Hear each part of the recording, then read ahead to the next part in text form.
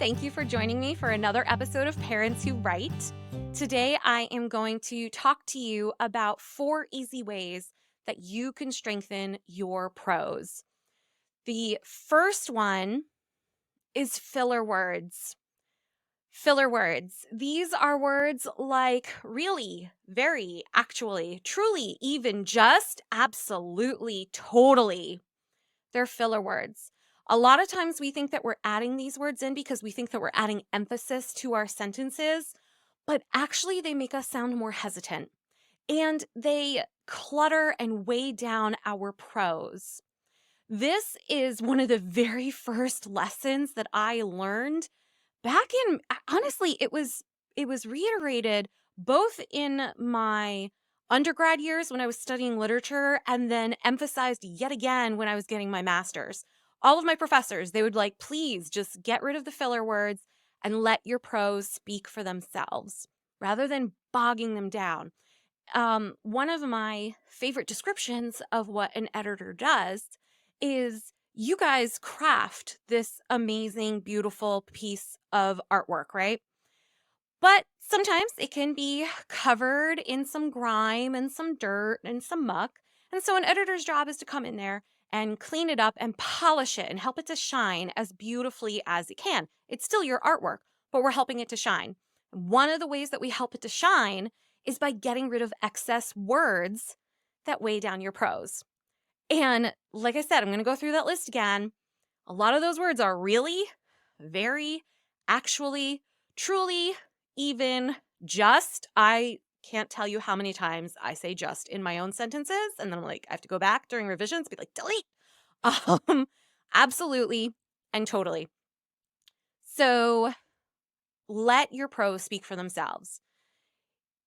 Words like very, you don't need them. If you want to say that he is very tall, instead say he's as tall as a mountain or he's as tall as the door frame. That gives us a better visual than just saying very tall. Very tall can mean anything to anybody, right? But he's as tall as the door frame. We've got a concrete image in our head right now. So very isn't adding anything to your sentence. Um, Absolutely. I absolutely want to go to the concert. Just say, I want to go to the concert, or I'm desperate to go to the concert. You can choose better verbs. So, right from the beginning, just cut out those filler words and it'll clean up your prose. Okay, point number 2, abstract words. This is one of my favorites as an editor. Okay. Abstract words are like there are, there were, that is, that was, those are. And pay attention also for that's, right? The contractions. So let me ask you this. Why delete these words? If I say to you, there are, do you have a visual in your head? Does that do anything to help create a concrete visual in your head? Does it help your reader to feel and see and experience what your characters are going through? No, they're abstract, empty words. There are, there were, that is, that was, those are. Instead, what you can do, a lot of times it's such an easy fix. You can just take off the there, the that, the those, and just move your verb around. So say you have, there were 20 people in the room talking and laughing together. Drop off there were, and now you've got 20 people were in the room talking and laughing together. Every single one of those words used in that sentence create a visual for you. The other thing that I really like about deleting these abstract words is that it forces you to make your sentences more engaging, more important, right? So if you start off with, there were 20 people in the room, the question as an editor is like, so what? Like, what does that, why does that matter?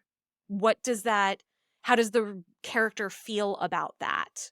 So instead, you can try rewriting your sentence like, the 20 talking and laughing people in the room made me want to hide. Everything about that sentence is helping the reader to feel immersed in that character's life. You're not wasting words. You don't have empty abstract ideas. Everything is creating a concrete, reaction and feeling and experience that your reader can live vicariously through your characters. Okay. So let's look at another one. There was a table and 4 chairs.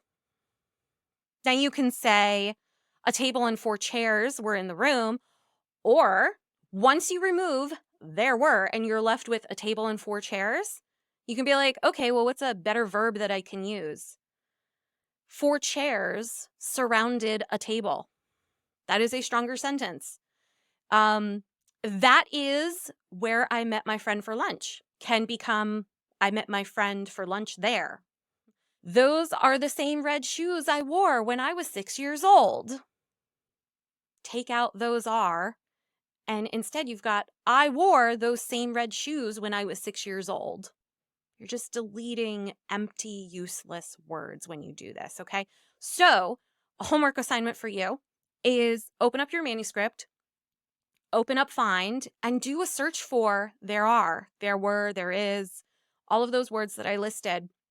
Find them in your manuscript and see what happens when you delete those.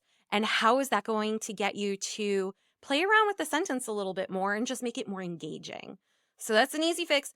Again, I always say this. I'm going to say this one more time. This is during revision process, my friends.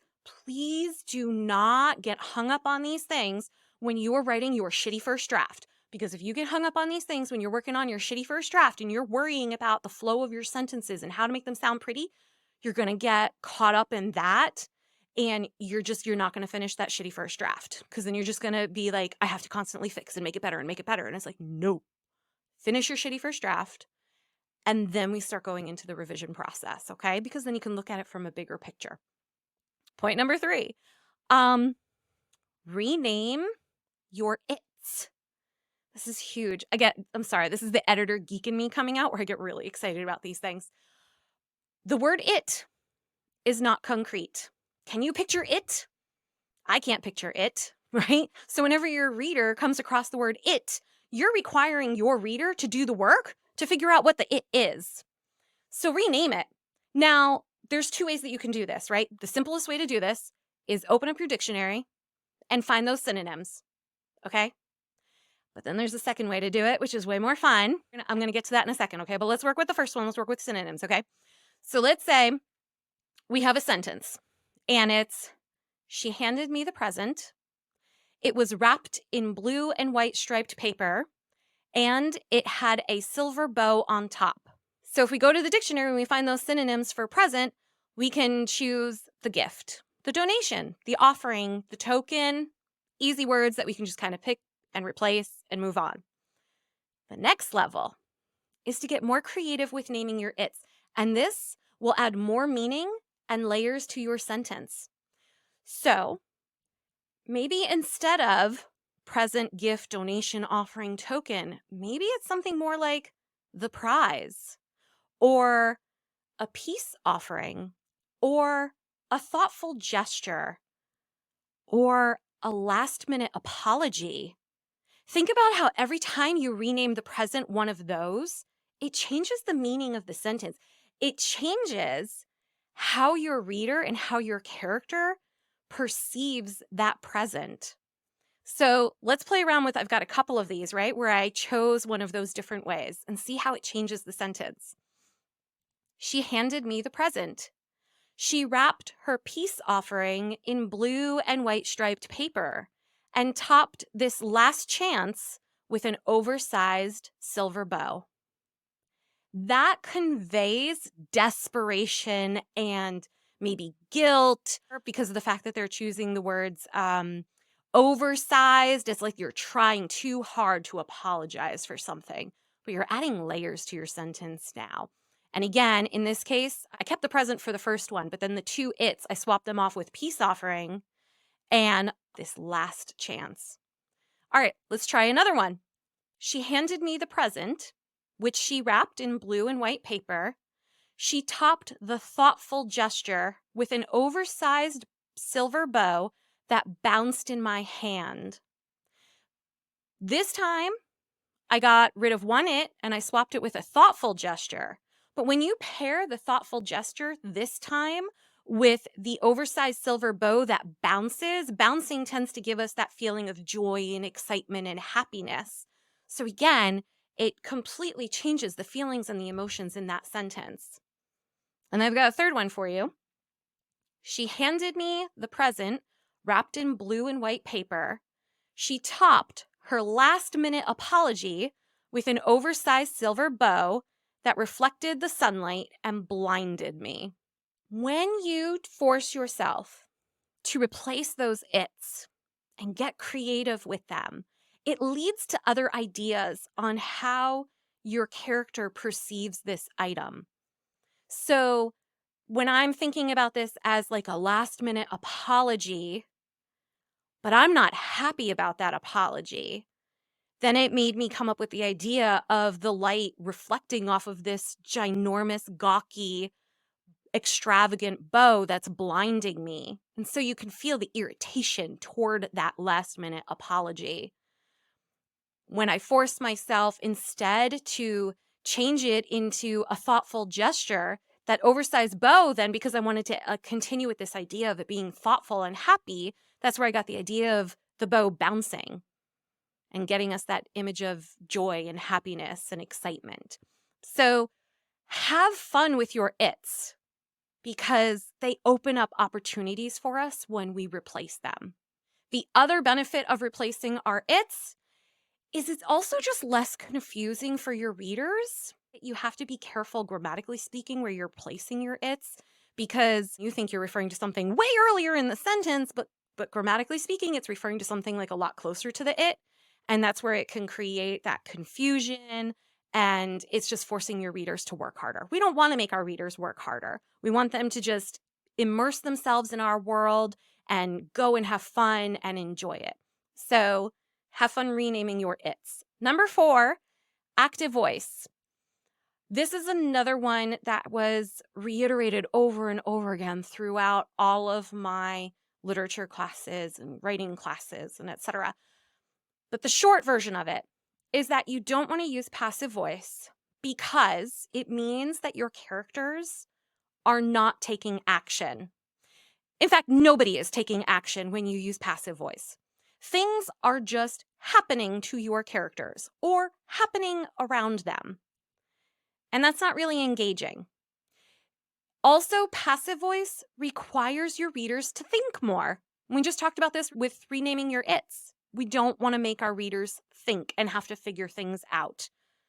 I mean, okay, when you add layers to your stories and that's fun, and then you kind of want them to puzzle over and think about those things in a fun way. But when it comes to grammar and just writing your sentences clean and clear and concise, you don't want to make them think like what's going on with passive voice that you're trying to figure out a sentence. And passive voice also makes your sentences more ambiguous. It leaves them wondering who did what now. The other thing, I'm going to give you examples of passive voice in a minute. The other thing with passive voice, it's boring. I'm sorry, but it really can be. My professor gave me a passage and we read it. Everybody read it privately. And then we were supposed to kind of make notes on it and our thoughts about it. And I remember writing in the sidelines, boring. Like, this is putting me to sleep. And I had no idea why. And then when he started talking about it, a lot of people had the exact same reaction. And it was because the entire paragraph used passive voice. Passive voice puts you to sleep. So here's how you know if you're using passive voice or not. If you can add by zombies after your verb, you're using passive voice. So here's a bunch of examples. I also love that it's by zombies because it makes me laugh. But okay, it makes it fun to do this then. Okay, my foot was crushed by zombies. Passive voice. The door was closed by zombies. Passive voice.